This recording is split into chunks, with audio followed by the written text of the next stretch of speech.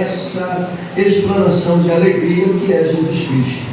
E aí, pedindo ao Senhor uma direção e falando com Ele sobre o que exatamente poderia eu aplicar nessa noite, o Senhor me colocou sobre uma responsabilidade de falar sobre Cristo, a expressão visível de Deus. E olha só, a expressão visível de Deus invisível. Cristo, a expressão visível de Deus invisível. Quem é o invisível nesse contexto? Deus. Mas quem é o visível nesse contexto? Jesus. E é claro que a gente percebe isso com toda a propriedade quando a gente já começa a ler o primeiro versículo do capítulo que horas acabamos de citar. No princípio era o verbo, ou no princípio era a palavra, e a palavra estava com Deus, o verbo estava com Deus, e o verbo era Deus, e a palavra era Deus. Quando eu me refiro ao verbo, estou me referindo à palavra. Se eu fosse me apropriar de um conceito original, eu não diria nem verbo nem palavra, eu diria, dentro do grego, eu diria logos. E essa expressão logos automaticamente é a mesma coisa que palavra, é a mesma coisa que expressão, é a mesma coisa que razão, é a mesma coisa que conhecimento, é a mesma coisa que ciência. E quando a gente fala de ciência, a gente fala de revelação. Logo percebe-se que esse primeiro versículo traz para a gente uma revelação. E que revelação é essa, pastor? A revelação do Filho de Deus. É Jesus se revelando. E o versículo 14, ele é simplesmente impressionante. Por quê? O versículo 14 vai nos dizer que esse verbo, que esse logos, que essa palavra, que essa ciência, que essa expressão, que essa razão, ela se tornou carne e habitou entre nós. Pastor, mas essa palavra, ela realmente significa tudo isso? Sim. Quando nós pegamos a palavra logos ou verbo, automaticamente nós temos um significado amplo.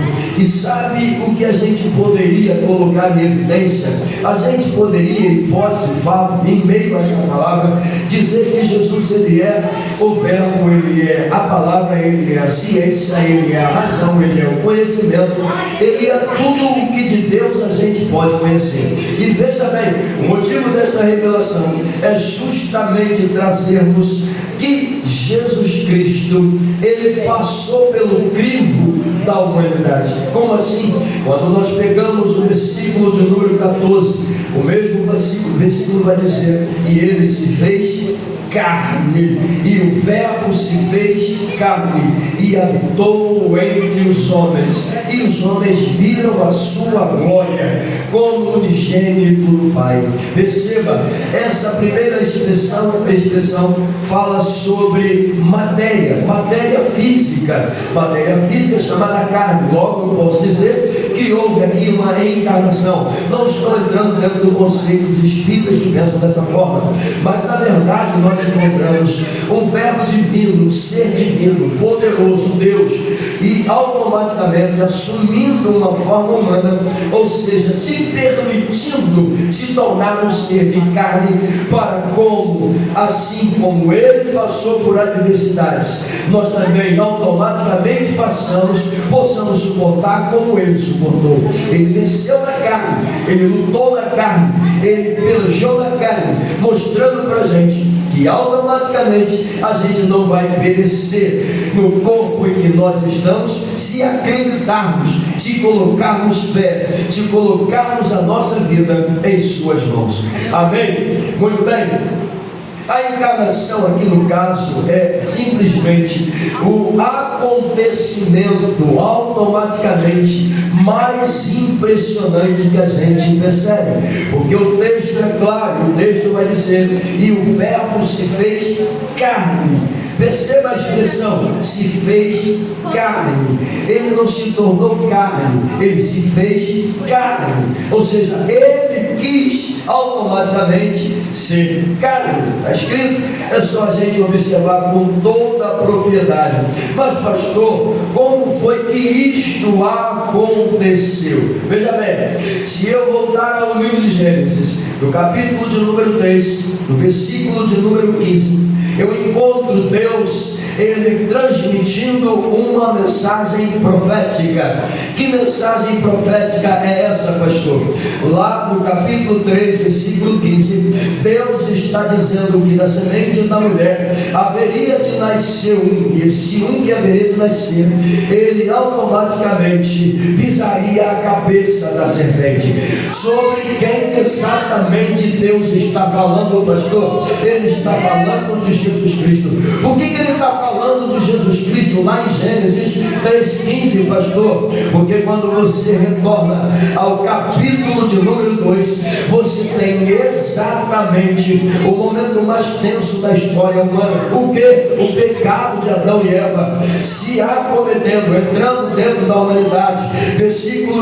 Capítulos 2 e 3 revelam automaticamente a desobediência de Adão e Eva, e automaticamente também o casal perdendo ou seja, a perfeição e se tornando carne impura, literalmente por causa da desobediência.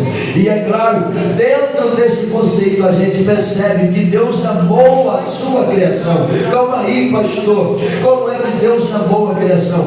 E aí eu preciso sair de Gênesis, no seu capítulo 3, versículo 15, e me dirigir ao Evangelho de João, no capítulo 3, versículo 16. Quando eu chego no capítulo 3, versículo 16, eu encontro Deus automaticamente, pela boca profética de João, dizendo que Deus, Ele é amor.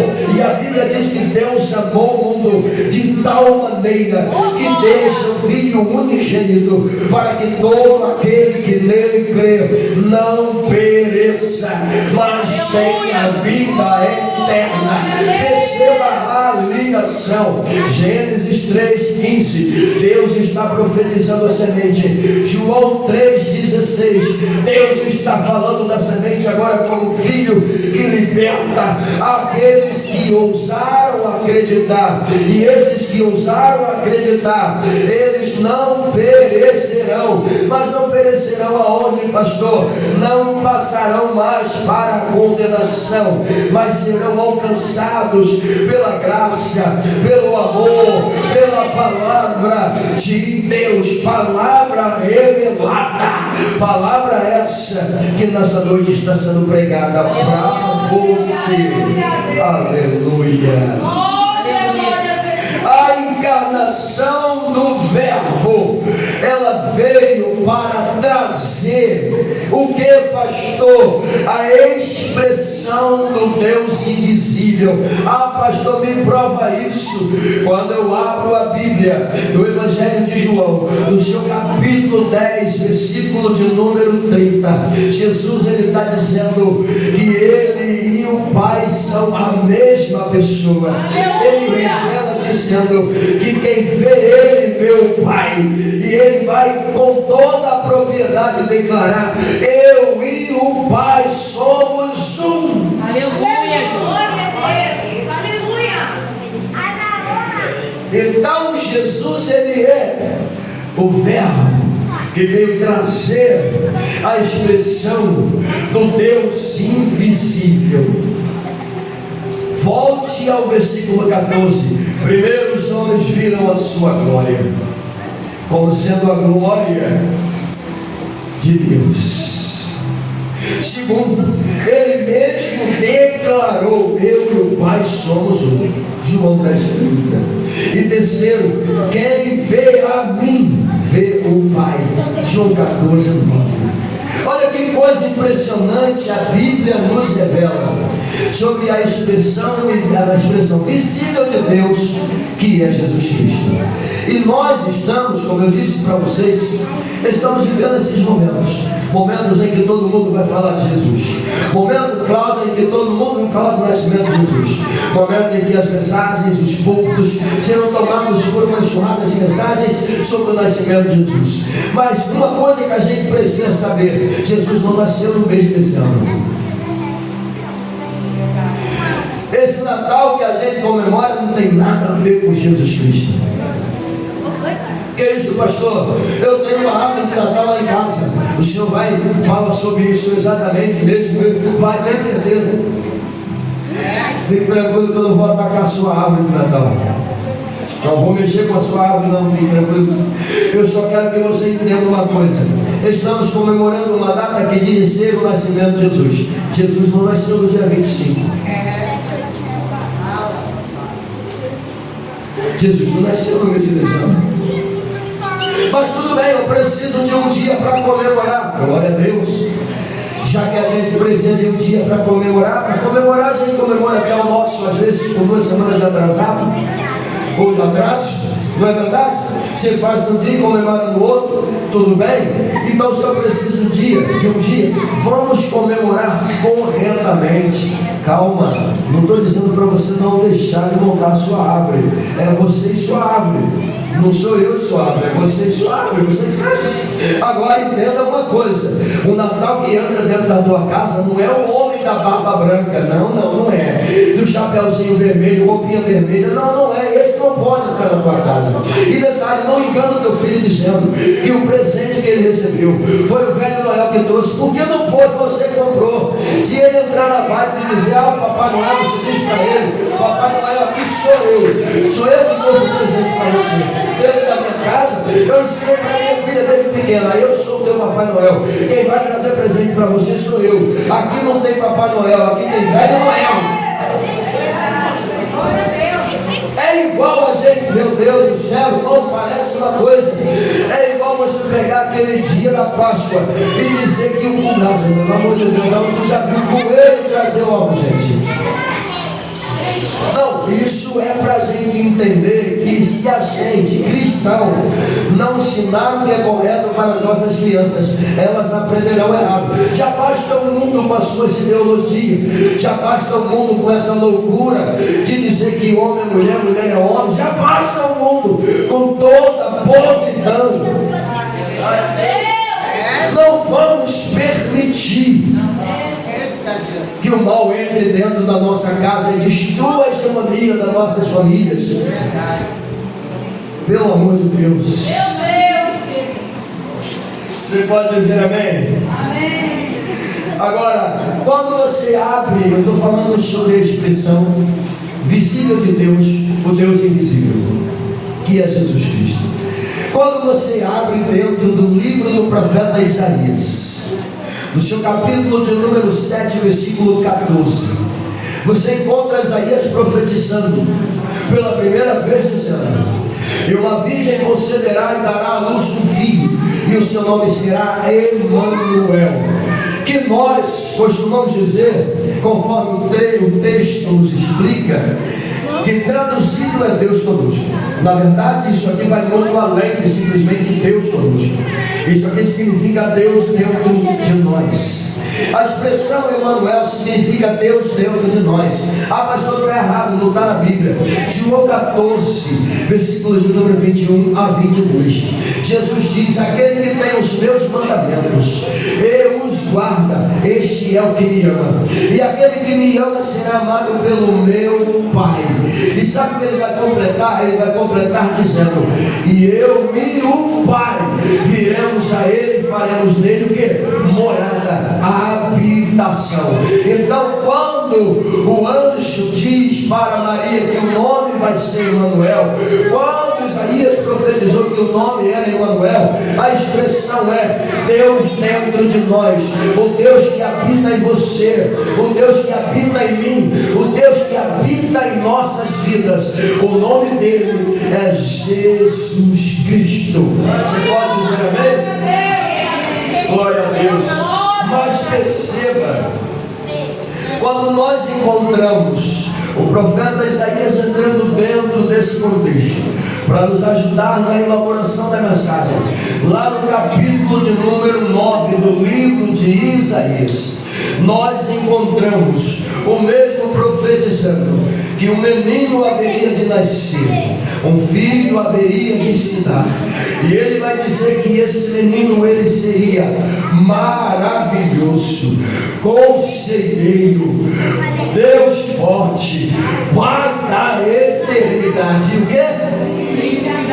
Príncipe da paz. Olha que coisa interessante. Quando nós olhamos olhamos para essas qualidades, o que seria maravilhoso, pastor? Maravilhoso é porque Jesus seria admirável. E a Bíblia mostra para a gente que aonde Jesus ele ia passar, ou aonde Jesus estava, ou aonde Jesus chegava, ele fazia maravilhas, e essas maravilhas deixavam literalmente o ambiente cheio de admiração, porque as pessoas olhavam para Jesus e ficavam admiradas. Todos viram, ou todos viam a sua glória de fato. Perceba, o versículo 14 está dizendo: e todos viram a sua glória. Quando Jesus chegava, todos viam a sua glória. Quando Jesus se manifestava, todos viam a sua glória. Quando Jesus levantava a mão, todos viam a sua glória. Quando Jesus curava, todos viam a sua glória. Quando Jesus ressuscitava, todos viam a sua glória. Como assim, pastor? Todos viam o seu poder, a sua graça, a sua essência. Oh, meu Deus do céu! Conselheiro, repita comigo: conselheiro. Quando a gente coloca essa expressão conselheiro nos ombros de Jesus, é Jesus se apresentando como um amigo. Ele mesmo disse que não chamaria mais o seu colegiado apostólico de servo, mas chamaria-os de amigo. E ele vai dizer por que ele está chamando o seu colegiado apostólico de amigo. Por que, pastor? Porque ele está dizendo o seguinte: ao amigo a gente dá a conhecer, ao amigo a gente sente conversa, ao amigo a gente compartilha, ao amigo a gente divide, ao amigo a gente dá informação, ao amigo a gente chega junto, está perto, ao amigo a gente tem intimidade. E ao servo não, servo só faz aquilo que recebeu para fazer. Servo não tem o direito que o amigo tem. É claro que às vezes a gente até se coloca no lugar de servo, porque a gente não se acha, ou não nos achamos dignos de sermos chamados de amigos. Mas se Jesus chegar para você nessa noite e dizer: Jason, tu é meu amigo, meu querido, baixa a cabeça e assume a postura de amigo de Jesus, porque é isso que Jesus quer que você tenha com ele. O que, pastor? Liberdade, intimidade, poder confessar. Essa semana estava eu dentro da minha casa, encarando nossos embates normais que a gente encara, e eu automaticamente dobrei os meus joelhos e fiz uma cobrança a Jesus. Qual foi a cobrança que você fez? Eu disse para ele: eu não estou sentindo mais a tua presença. Eu oro e eu não te sinto mais. Eu não vejo mais o Senhor. Eu não sinto mais o Senhor perto de mim. Tem alguma coisa errada comigo. Eu preciso consertar o que está quebrado, o que precisa ser acertado. Eu não posso ficar sem sentir a tua presença. Eu não posso.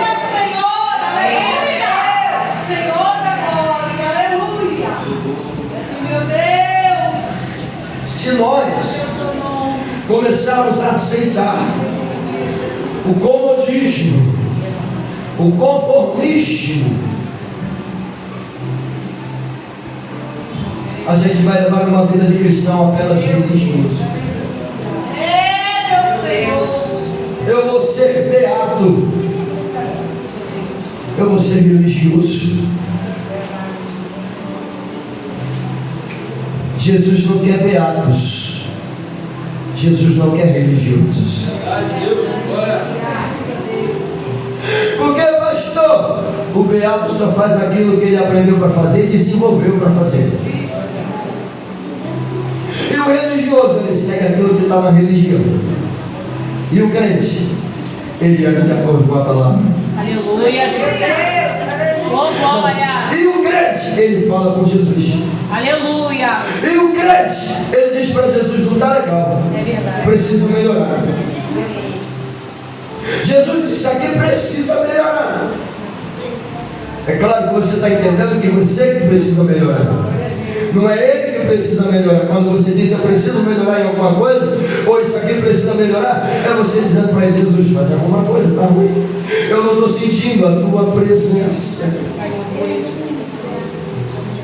Reclamei mais ainda. Eu não parei apenas em não sentir a presença dele. Eu falei também: não estou sentindo a presença do meu amigo. E eu não sou digno de chamá-lo de amigo, já quando eu senti uma presença dele. Se eu não tenho mais liberdade de estar com ele e deixar o ambiente ser dele, então eu posso chamar de amigo. Mas para quem o Senhor está se referindo ao Espírito Santo. Amém, irmãos? Amém. Repita comigo: Espírito Santo. Espírito Santo. Eu preciso da tua presença. Porque sem a tua presença, eu sou apenas uma carcaça. Repita comigo: conselheiro. Já não vos chamo mais de servo, mas de amigo. Está precisando de conselho, pastora? Está precisando de conselho, amigo? A quem você está pedindo? A quem você está buscando? Está buscando lá fora? Está errado. O mundo não tem conselho para te dar. Se está buscando conselho no mundo, está errado. O mundo não tem conselho para te dar. Que isso, pastor? Isso é sério demais, mas é sério, tem que ser. Quer ver uma pessoa que ele vai te usar para te dar conselhos? Se ele não tivesse sido colocado aqui, ele não serviria para isso, mas ele foi colocado aqui para isso. E Jesus vai usar ele para dar conselho para vocês. E quando a situação for uma situação mais complicada para as mulheres, vai usar ela. Então, queridos, Jesus trabalha dessa forma. Deus forte, repita comigo: Deus forte. A palavra Deus forte traz para a gente, Gelson, o sentido de supremo, soberano, todo-poderoso, pastor. Por que Deus traz esse sentido dentro dessa expressão? Porque veja bem, o que você precisa?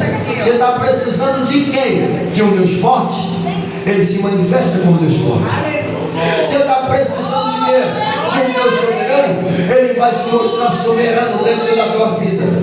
Você está precisando de um Deus todo-poderoso? Ele está dizendo para você: o meu nome é Oxadai, querido. Todo o poder, e Jesus fala sobre isso, todo o poder me foi dado. Está precisando de ajuda? Jesus tem poder, porque Ele salvará o povo dos seus pecados. Aleluia! Pai da eternidade. Sabe o que isso significa?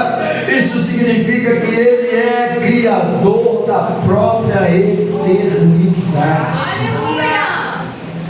E sendo Ele criador da própria eternidade, porque o texto diz Pai da eternidade. Quem criou a eternidade? O Pai. Quem é o Pai? Deus. Se Ele criou a eternidade, sabe o que Ele está dizendo? Somente eu posso dar vida eterna.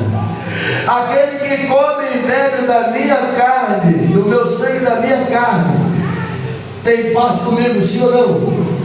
Sim ou não? Porque quando você tem essa comunhão com Ele, Ele automaticamente está dizendo para você: tem vida eterna para você. Oh glória! Deixa eu caminhar para o final. Aquele relógio ali está dando 10 horas. Eu sei que está errado. Repita comigo: Deus forte, supremo, soberano e todo-poderoso,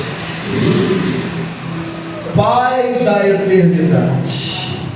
Repita comigo: príncipe da paz.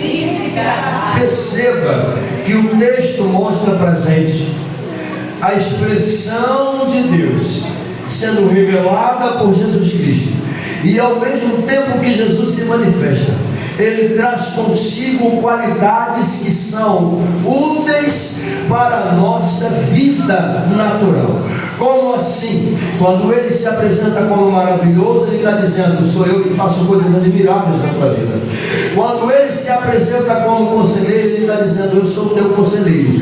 Quando ele se apresenta como Deus forte, ele está dizendo: pode colocar nos meus ombros, eu carrego a tua carga. Ah, pastor, está errado isso, tá? Nós temos alguns exemplos na Bíblia. Por exemplo, posso citar aqui o caso de Josafá. Pois é, Josafá recebe uma notícia de que 3 reinos estavam se unindo para lutar contra ele e tomar as propriedades de Judá. Neste exato momento, ao saber da notícia, Josafá ele vai buscar ao Senhor. Perceba que o reino de Josafá havia se tornado fortalecido, as muralhas tinham sido renovadas, o reino estava literalmente poderoso. Josafá poderia dizer assim: eu tenho um exército poderoso, eu tenho uma muralha renovada, eu tenho uma cidade fortificada e eu não vou baixar a cabeça para 3 inimigozinhos. Ah, mas não vou mesmo. Não, Josafá não fez isso. Ele não se permitiu se orgulhar pelo que ele tinha, mas ele foi buscar ao Senhor, mesmo tendo um exército poderoso. Ele foi buscar ao Senhor, mesmo tendo uma proteção ao seu redor. Ele foi buscar ao Senhor, e quando ele vai buscar ao Senhor, sabe o que ele faz? Ele se dobra no templo, na presença do Senhor, levando toda a congregação com ele, porque ele acreditava no Deus que poderia livrá-lo. E no momento que ele está orando, buscando ao Senhor, a Bíblia diz que um profeta lá dentro do templo sai e vem em direção a Josafá e declara com toda a propriedade: nesta peleja não tereis que pelejar, nesta guerra não tereis que guerrear, nessa luta não tereis que lutar. Por quê? Porque o Senhor está dizendo: essa luta é minha, essa batalha é minha, essa guerra é minha, esse confronto é meu. Mas por quê? Porque você entrou na minha presença. Por quê? Porque você reconheceu que eu sou Deus forte. Por quê? Porque você reconheceu que eu posso dar livramento. Não tereis que pelejar. Josafá não levantou um escudo, não levantou uma espada, não levantou uma lança. Por quê? Porque Deus lutou a guerra dele. Você está precisando de quê? Você está precisando de quê? De um Deus forte? Então aproveita e pede. Aleluia. Clama. Vamos lá. Repita comigo: Príncipe da paz. Príncipe da paz. A última expressão para a gente fechar o catálogo desse Deus invisível, invisível ao mesmo tempo. Príncipe da paz. Jesus ele declarou: deixo-vos a minha paz vos dou. Vamos lá? Deixo-vos a minha paz. Por que Jesus está dizendo isso? Por que Jesus está dizendo isso? Ele mesmo disse: no mundo tereis o quê? Aflição. Mas tenho o quê? Bom ânimo. Por quê? Ele venceu. Eu venci o mundo. Tende bom ânimo. Não desanima não. Está baixando a cabeça por quê? Está desistindo por quê? Está retrocedendo por quê? Aleluia. Não desanima. Glória a Deus. Tem bom ânimo. Ah, pastor, Deus faz isso? Faz. Hoje pela manhã eu falei sobre Josué. Quando você lê o livro de Deuteronômio, você percebe Deus chamando Josué. E eles, pastor? A liderança de Moisés, eu sei.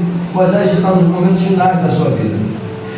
E como Moisés está chegando aos momentos finais da sua vida, Deus agora diz para Moisés: quando você for se dirigir ao povo, leva Josué. Tudo que eu mandar você falar para o povo, fala para Josué primeiro. Mas o que é isso? É Deus escolhendo Josué. E a Bíblia diz que no livro de Deuteronômio, Deus encorajou Josué. Deus animou Josué. Deus motivou Josué. E Deus encheu Josué com o seu espírito. Na tenda da congregação só Moisés entrava. Mas teve um dia em que o Senhor disse: eu quero Josué dentro da tenda da congregação. E quando Josué entrou dentro da tenda da congregação, sabe o que aconteceu com Josué? A Bíblia diz que Josué saiu tomado, possuído pelo Espírito de Deus. O Espírito Santo desceu sobre Josué. O Josué que entrou foi um, o Josué que saiu foi outro. Livro de Deuteronômio. Moisés morre. Josué está assumindo a responsabilidade. Josué olha para o povo. Josué imagina, Moisés teve problema, Moisés teve dificuldade, povo de dura cerviz, o povo é cabeça dura, esse povo. Josué está pensativo. Enquanto Josué está pensativo, Deus entra em cena e fala para ele: ô Josué, assim como eu fui com Moisés, eu serei contigo. Ô Josué, anima-te. Por que Deus está dizendo anima-te? Porque ele já tinha animado Josué. Ô Josué, encoraja-te. Por que Deus está dizendo isso? Porque Deus já tinha encorajado ele. Sabe o que Deus está dizendo? Eu já te dei ânimo, eu já te dei coragem, eu já te animei, rapaz. Recobra o que eu te dei, traz de volta o que eu te dei, coloca em prática o que eu te dei. O que o Senhor me deu? Ânimo. O que o Senhor me deu? Coragem. Aleluia! Glória a Deus! Para quê? Para fazer esse povo herdar a terra que eu prometi para ele. É você que vai fazer isso. Aonde tu colocar a planta do teu pé, eu vou te dar por herança. Meu Deus do céu. Irmão, perceba a grandeza do que é ter um Deus forte, do que é ter um Deus que promove para a gente em meio às adversidades, momentos de paz. A guerra que estava sendo trazida pelos inimigos de Josafá, Deus abateu ela. Paz no reino. Aleluia! A guerra de Josué, quando Josué veste a camisa, paz no meio do povo. Pastor, me prova. O povo não falou com Josué da mesma forma que falava com Moisés. O povo tinha um jeito com Moisés. Com Josué, o povo teve outro. Qual foi? Quem não te obedecer, Josué, a gente bota para fora. Quem não seguir você, Josué, a gente joga fora. Ou seja, o povo está dizendo: nós estamos contigo. A única coisa que nós queremos saber, Josué, é se Deus é contigo. Porque se Deus for contigo, o resto não nos interessa. Então, se Deus é com o pastor Marco, deixa Deus trabalhar. Se Deus é contigo, deixa Deus trabalhar. Amém? Caminhando para o final, para não enfadar você, eu coloquei aqui, só para a gente ter uma ideia do que eu acabei de falar. Jesus Cristo, Ele é a expressão visível do Deus invisível. Como é que eu entendo isso? Olhando para dentro do texto que nós lemos, eu coloquei até algumas palavras em evidência, mas eu gostaria que você seguisse direitinho comigo. Primeiro eu encontro dentro dessa expressão do verbo, do logos, eu encontro Jesus como a expressão de Deus aos homens. A primeira linha de raciocínio me leva a entender que o verbo para mim, ou a palavra para mim, é a expressão visível de Deus aos homens. Amém? Jesus, Ele é a expressão viva, visível de Deus aos homens. Segundo, Jesus é o discurso vivo de Deus para toda a humanidade. João 14, versículo 1. Credes em Deus, credes também em mim. Acredita em Deus, acredita também em mim. É Jesus que está dizendo. Terceiro, Jesus é o tratado de Deus para com todos os seres humanos. Por que o tratado? Porque lá no julgamento final, Ele vai deixar de ser advogado, vai se assentar como juiz e vai julgar a todos, grandes e pequenos. Fique tranquilo, porque o julgamento da igreja já aconteceu. O julgamento da igreja acontece primeiro. O juízo final é para todas as nações da terra. Você não está incluso se você permanecer fiel. Por que eu não estou incluso, pastor? Porque a Bíblia diz que nós seremos arrebatados a qualquer momento. antes do toque da última trombeta, porque ela pode tocar ainda hoje e nós seremos arrebatados. Passaremos por um crivo de julgamento, mas não é julgamento de condenação, é julgamento segundo as nossas obras. Que tipo de obra você tem feito? Ah, não sei, pastor, eu também não sei, mas eu sei de uma coisa: deixa Deus ser Deus na tua vida. Veja bem, tratado. Quarto, Jesus é a ciência, a ciência é a revelação de Deus. Quinto, Jesus é a razão é a lógica de Deus. Sexto, Jesus é o entendimento de Deus aos homens. Quer entender? Foi João quem disse: busca o conhecimento. Conhecimento em quem? Em Jesus. Ou seja, sétimo, Jesus é o verbo, Jesus é a palavra. Jesus é a expressão visível de Deus aos homens. Que nessa noite, noite de confraternização, você possa lembrar de que o Senhor Jesus, Ele ainda é o mesmo Deus e sempre será. Jesus não mudou, Jesus é o mesmo. Amém? Que Deus te abençoe em nome de Jesus.